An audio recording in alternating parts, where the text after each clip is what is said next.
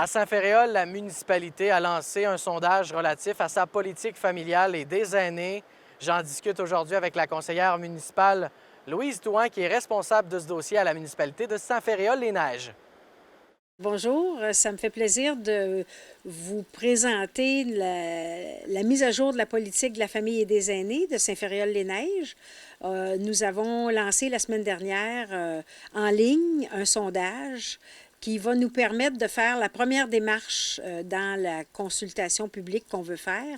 Donc, on invite les citoyens et citoyennes de Saint-Féréol-les-Neiges à remplir le sondage en très grand nombre pour nous donner des données sur la satisfaction tant qu'aux services municipaux, tant qu'aux activités offertes et puis un peu ce que les gens veulent pour l'avenir. Pourquoi c'est important, justement, de participer à cette consultation publique-là? Bien, en fait, c'est la troisième fois que la municipalité, depuis 2010, fait de telles démarches. On est rendu à notre troisième version de la politique de la famille et des aînés. C'est que ça nous permet de faire un plan d'action sur 5 ans.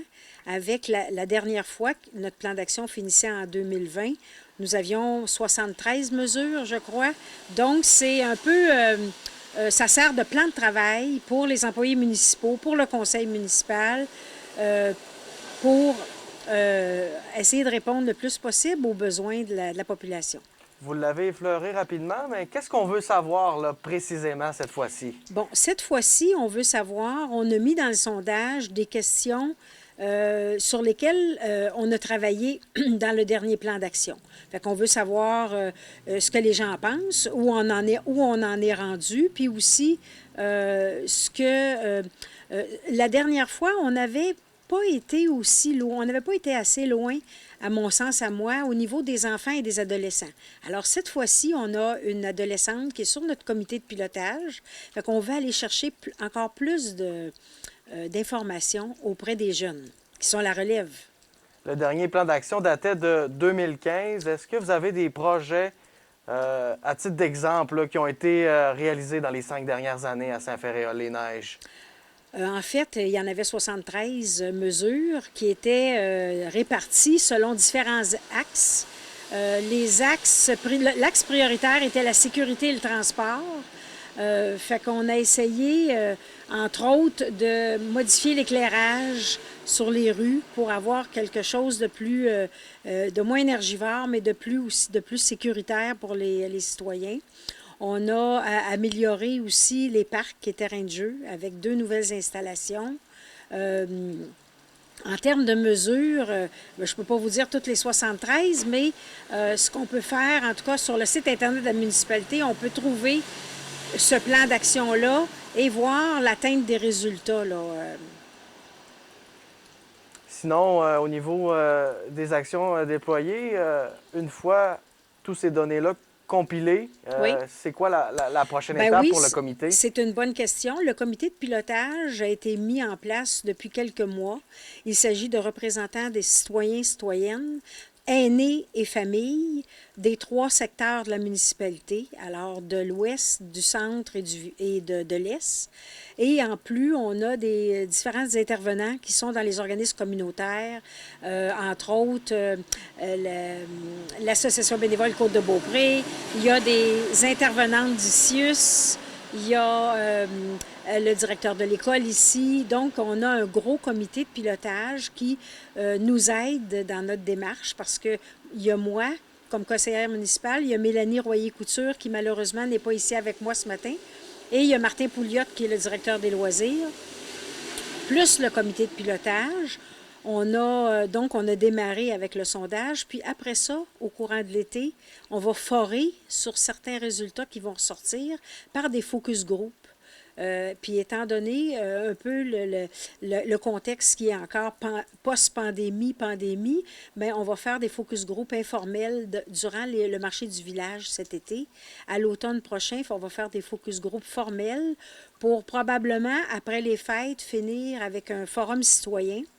Et l'objectif, final, c'est d'avoir une troisième version de la politique de la famille et des aînés et son plan d'action adopté par le conseil municipal autour de printemps 2022. Alors, c'est l'ensemble de la démarche. Et est-ce qu'on s'est fixé des objectifs là, quant au nombre de De participants, puis comment on va faire justement pour rejoindre tous ces gens-là?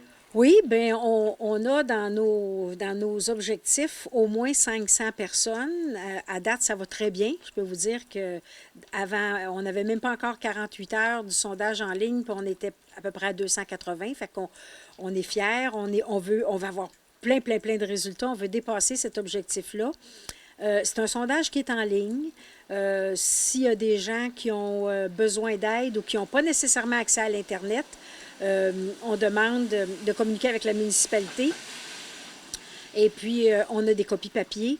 On peut aller aussi, on peut aider les gens à le remplir s'il y a des gens qui ont besoin d'aide. Fait que l'idée, c'est de maximiser le plus possible que les personnes de tout âge complètent le questionnaire. En terminant, ça se veut une démarche inclusive. Pourquoi c'est important de prendre en considération les besoins des familles et des aînés?